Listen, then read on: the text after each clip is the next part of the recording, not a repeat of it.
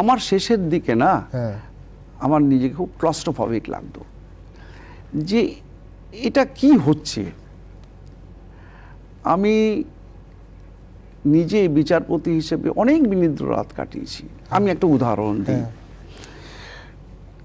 এক সময় দেখা গেল ওই যে আপনি বললেন প্রমাণ করার কিচ্ছু নেই, দুর্নীতি ডকুমেন্টেড, একদম শূন্য পাওয়ার কোনো ক্যান্ডিডেট তার নম্বর বেড়ে হয়ে গেছে 55।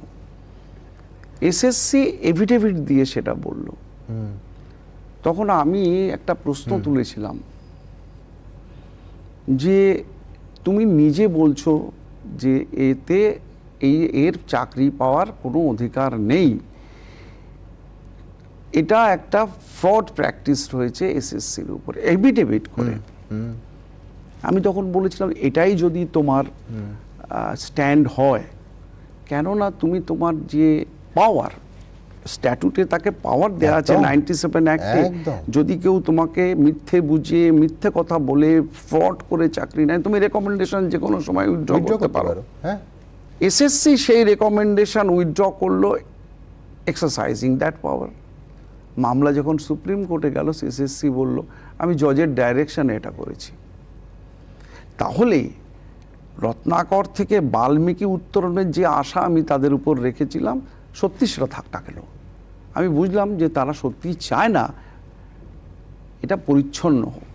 আমি বলছি ধরুন সিআইডি বা এসএসসির যা ভূমিকা সেই নিয়ে সন্দেহ প্রশ্ন আমি বুঝি, তার কারণ এসএসসি তার অবস্থান বদল করছে মারাত্মক, কিন্তু সে তার বডিটাই দুর্নীতি করেছে তাও বোঝা যায়। কিন্তু আমি বলছি যেখানে সিবিআইয়ের মতো সংস্থা যাদের সঙ্গে সরাসরি আমি বলছি আমি রাজনৈতিক সুতোতে কোনো যোগাযোগ পাচ্ছি না, তারা ফেল করছে অথবা কাজ করছে না এটা, এবং শুধু আপনি নন, পরের পর কলকাতা হাইকোর্টের মাননীয় বিচারপতিরা তাদের তদন্তে হতাশ হচ্ছেন। কি করে সম্ভব, কেন? এইটা দেখুন, এটা সত্যি একটা মিস্ট্রি। এটা আমি একটাই বলতে পারি, সত্যি ভূতের গল্পের মতো। ভূতের গল্পের মতো একদম বিশ্বাস করি আছে, ভয় লাগে, কিন্তু আদতেও দেখিনি কখনো। কেন ঘটনাটা ঘটলো, কেন হলো না, এর কোনো ব্যাখ্যা আমি নিজের যুক্তি দিয়ে করতে পারিনি। আজকে একটি মামলায় সিবিআইকে দায়িত্বভার দেওয়া হলো, সেই মামলা সুপ্রিম কোর্ট গেল, সিবিআই সেই মামলায় অ্যাপিয়ার করলো না।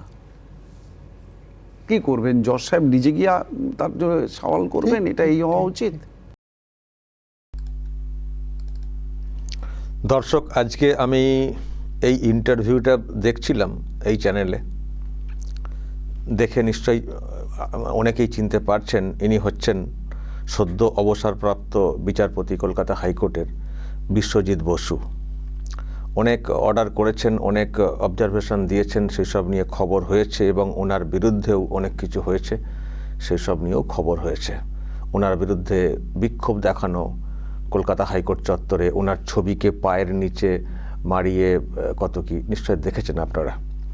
এবং এটাও তো জানেন উনি যে অবসর নিয়েছেন, উনি কিন্তু কোনো বিদায় সংবর্ধনা নেননি, কারণ যে ব্যবহার ওনার সঙ্গে করা হয়েছে তাতে করে আইনজীবীদের সর্ব অংশের তরফ থেকে যে ধরনের প্রতিবাদ করাটা উচিত ছিল এটা নিয়ে, সেটাও তো হয়নি। ফলে ওনার মধ্যে একটা আলাদা খারাপ লাগার জায়গাও ছিল যে যখন আমাকে নিয়ে এইসব হলো তখন সবাই মিলে প্রতিবাদ করলেন না, আর বিদায় নিচ্ছি ফুলের তোড়া নিয়ে চলে আসবেন, এটা ঠিক আমি নিতে পারবো না বা কিছু বলে ফেলবো।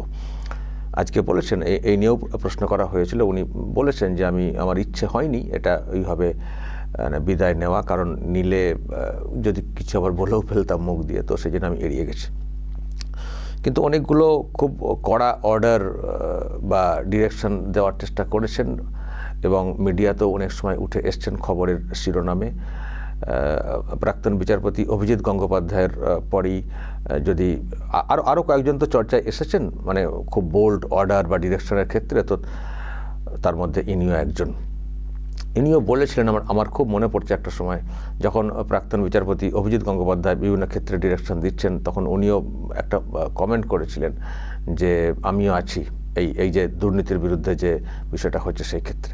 তো উনি খুব কাজ করেছেন, কখনো কখনো নিজেই কোনো স্কুলে চলে গেছেন সেখানকার পরিকাঠামো দেখতে, উত্তরবঙ্গে দেখেছেন আপনারা, সেসব নিয়ে খবর হয়েছিল, এবং খুব কড়াভাবেই কিন্তু কথা বলতেন, বিচার করতেন। কিন্তু ওনাকে টলানোর জন্য অনেক চেষ্টা হয়েছিল এখানকার শাসকের তরফ থেকে। দেখেছেন আপনারা এখানকার টিএমসির নেতারা কী ধরনের কুৎসিত মন্তব্য করতেন। তো যাই হোক, আমারও খুব কৌতূহল ছিল যে আজকে ইন্টারভিউ দিচ্ছেন সদ্য অবসরপ্রাপ্ত, তো শুনি অনেক অজানা না জানা কথা হয়তো আমরা জানতে পারবো। তো অনেক প্রশ্নই রাখা হয়েছে। তো দর্শক, তার মধ্যে আমি এটা একটা পয়েন্ট পেলাম যেটা আপনাদেরকেও হয়তো অনেক কিছু ভাবাচ্ছে, বা হয়তো আপনারা অলরেডি ভেবেছিলেন। এই ধরনের একজন প্রাক্তন বিচারপতি, সদ্য প্রাক্তন হয়েছেন, তিনি পরিষ্কার বলছেন যে দুর্নীতি যেটা হয়েছে একেবারে ডকুমেন্টেড।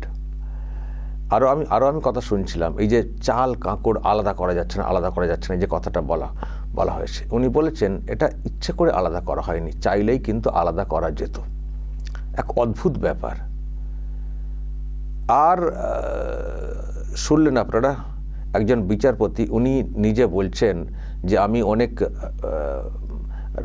রাত জেগেছি, রাতটাকে জেগে কাটিয়েছি, বিনিদ্র রজনী আমাকে কাটাতে হয়েছে এইসব ভাবনা চিন্তা ভাবতে গিয়ে এত সব বহর দেখেছি, এত ভাবিয়েছে আমাকে, এবং কি হচ্ছে কি হবে শেষ পর্যন্ত, এগুলো আমাকে ভাবিয়েছে যে কি দেখছি, কি হয়েছে, কি চলছে এই বাংলাতে, ভাবিয়েছে। তো কষ্টও পেয়েছেন, চেষ্টা করেছেন তার একটা বিহিত করার, একটা ডিরেকশন, একটা রাস্তা খুলে দেওয়ার।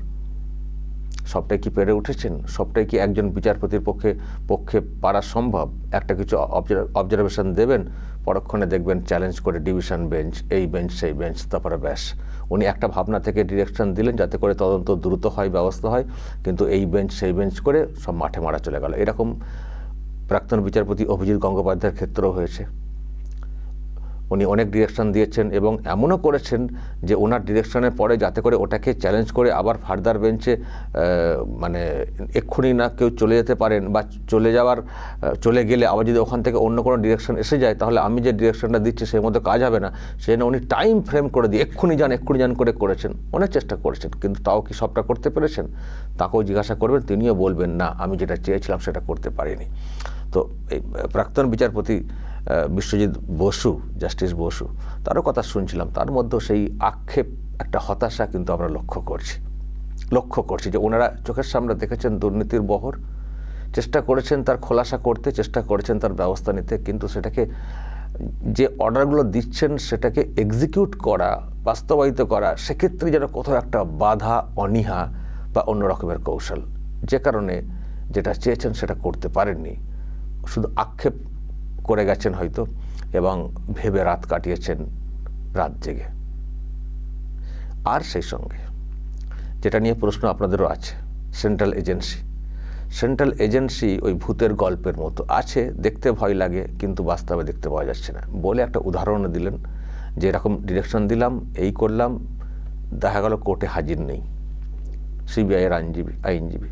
ফলে এটাও খুব রহস্যের। উনি খুব বেশি বিস্তারিত ব্যাখ্যা দেননি, কিন্তু ওনার এই বক্তব্যের মাধ্যমে এটা পরিষ্কার যে উনিও এজেন্সির কর্মকাণ্ড নিয়ে অনেক ক্ষেত্রে হতাশ হয়েছেন, যেটা আমাদের মধ্যেও আছে। আমরা কখনো নতুন করে শক্তি সঞ্চয় করি, বলি আবার কিছু হবে। হয়তো কিছু ক্ষেত্রে হয়ও, একেবারে জিরো সেটাও আমরা বলবো না, কিছু ক্ষেত্রে হয়তো হয়ও ব্যবস্থা নেওয়ার ক্ষেত্রে, কিন্তু যতটা হওয়া উচিত ততটা হয় না। আমাদের আশা অনেক তৈরি হয়, আপনাদেরও আমি আশা যোগাই কিছু ইনপুট পেলে, কিন্তু পরের দিকে নিজেই হতাশ হই। হতাশের খবর আপনাদেরকে বলি, আপনারা অনেকটা হতাশ হয়ে পড়েন। আবার আপনাদেরকে আমিই বলি, হতাশ হয়ে পড়লে হবে না, শক্ত হতে হবে, আশা রাখতে হবে, দেখা যাক না কতটা হয়, না হলে বিকল্প উপায় আছে বলে আমি আবার বলি। দেখুন, শাসক তো এমনভাবে চলে, আমি এখানকার শাসকের কথা বলছি, শাসক কিন্তু খুব খুশি হবে যদি আমরা সবাই হতাশ হয়ে কাঁদতে শুরু করে দিই, বা আমরা ভেবে নিই যে আর কিছুতেই আমরা আর কিছুতেই কিছু করতে পারবো না। তখন কিন্তু শাসক হাঁপ ছেড়ে বাঁচবে, যা হয়েছে একটা, যে আর অন্তত আমাদের দিকে ওরা তাকাবে না, একবার নিশ্চিন্ত তারা থাকবে। ফলে আমরা হতাশ হই, কিন্তু হতাশ হয়ে একেবারে সব শেষ ভেবে নিয়ে চুপ করে বসে থাকি না, আবার আমরা জেগে ওঠার চেষ্টা করি, আবার এরই মধ্যে কিছু কিছু ইনপুট এমন চলে আসে শক্তি সঞ্চয় হয়ে যায়, দেখি না সত্যি অ্যাকশন হচ্ছে। যেমন আমরা কদিন খুব থিতিয়ে পড়েছিলাম, আবার যখন আইপ্যাকের অফিসে হানা হলো সকাল থেকে আমরাও খুব উজ্জীবিত হলাম।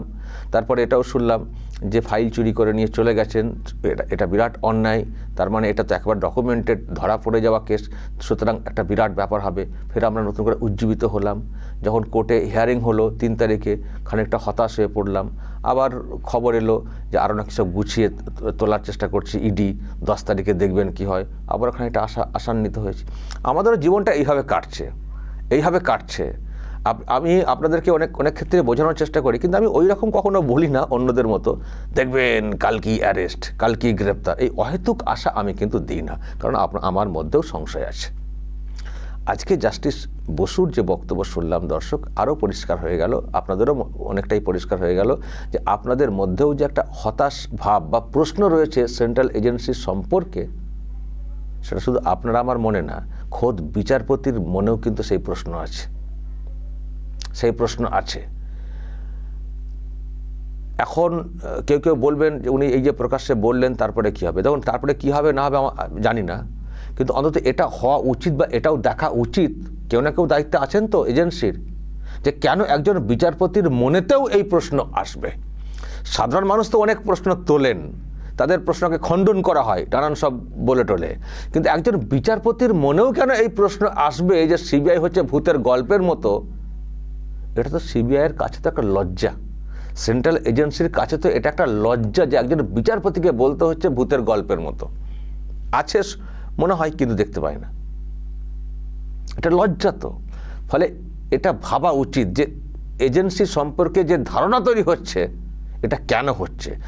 একটা সেন্ট্রাল এজেন্সি একটা গর্বের ব্যাপার আমরা বলে থাকি, যদি তাদের সম্পর্কে এই রকম একটা হতাশ ব্যাপার এসে যায়, একটা ধারণা তৈরি হয়ে যায় একজন হাইকোর্টের বিচারপতির মনে, তাহলে সাধারণ মানুষের বিশ্বাসটা কি করে থাকবে, কি করে ভরসা থাকবে।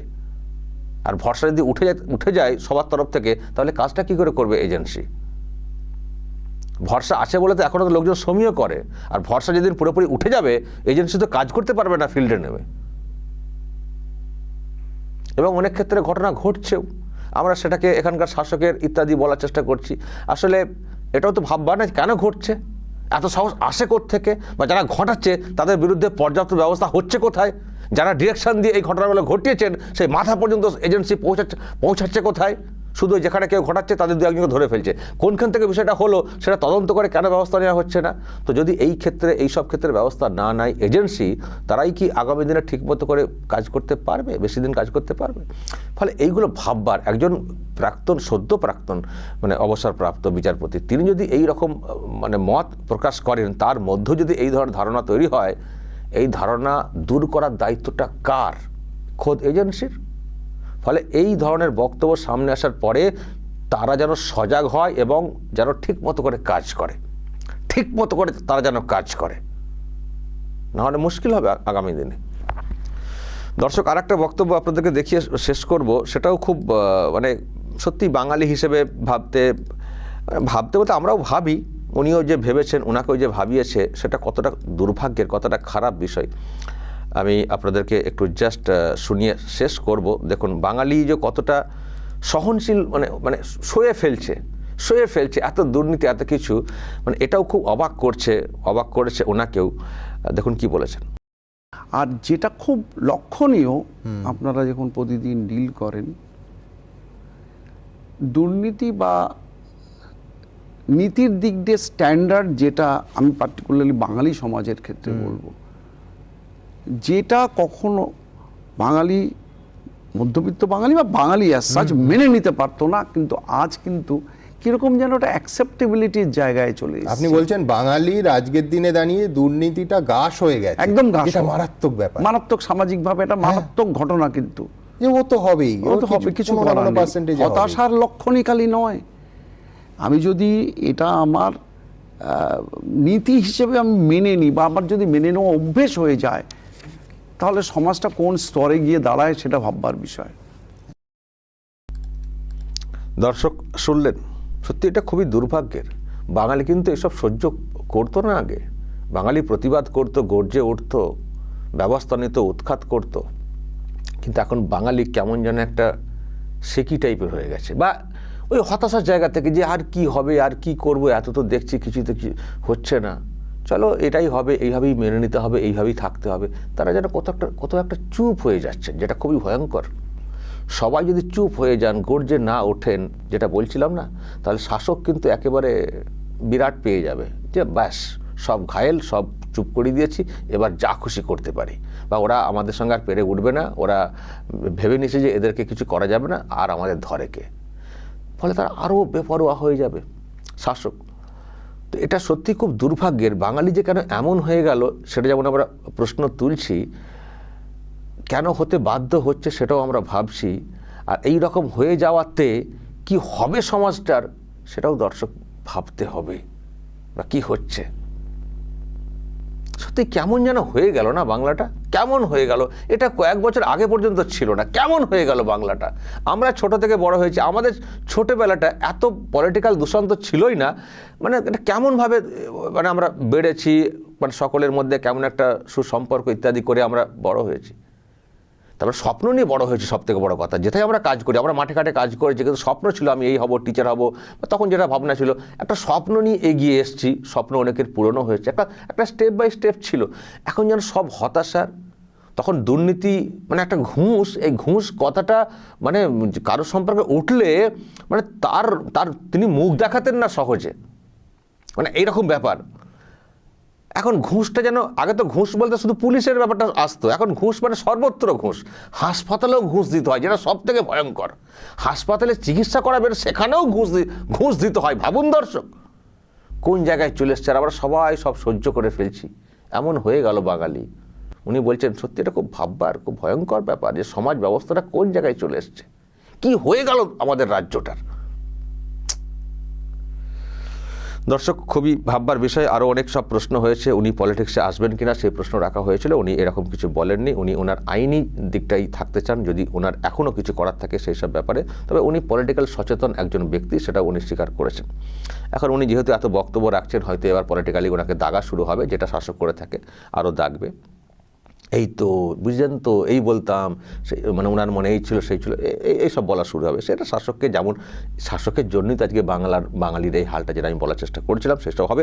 কিন্তু আমার যেটা বলার শেষে, বাঙালি সহ্য করে নিচ্ছেন, দুর্নীতিকে সয়ে নিচ্ছেন সব কিছু, কিন্তু আমার বক্তব্য না, এতটা ভেঙে পড়লে কিন্তু হবে না, এতটা সহ্য করে নিলে হবে না।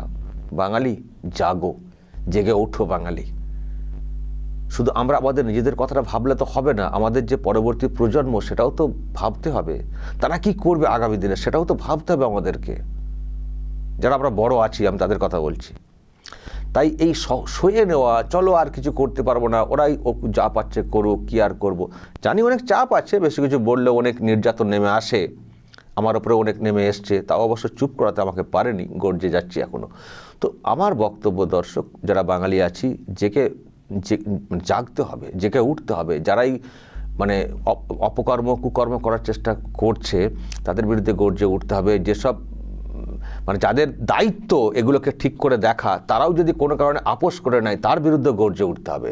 জাগতে হবে বাঙালিকে, জাগতে হবে বাঙালিকে, সমাজকে জাগাতে হবে, বাংলাকে নতুনভাবে ফেরাতে হবে, নতুন বাংলা গড়তে হবে। সবাই হতাশায় ডুবে চুপ করে শুয়ে থাকবো, শুয়ে কান্নাকাটি করবো, হাই কী হলো, হাই কী হলো, তাহলে কিন্তু বাংলার বা বাংলার সমাজের কিন্তু নতুন করে কোনো পরিবর্তন হবে না। তাই এত কিছু বক্তব্য শোনার পরেও বলবো, জানি এটা বাস্তব, উনি অনেক বাস্তব, কঠিন বাস্তব কথা বলেছেন, ওনার উপলব্ধির কথা বলেছেন, কিন্তু সব কিছু শুনে যদি আমরা চুপ করে থাকি, ঘুমিয়ে থাকি, তাহলে কিন্তু আমরা নতুন বাংলা দেখব না। তাই আমাদেরকে জেগে উঠতে হবে, গর্জাতে হবে। দর্শক বলবেন যা বলার, যা শুনলেন বিচারপতি মানে প্রাক্তন বিচারপতি বিশ্বজিৎ বসুর বক্তব্য, সে নিয়েও মন্তব্য থাকতে পারে, অবশ্যই বলবেন এবং নজর রাখবেন আরামবাগ টিভিতে।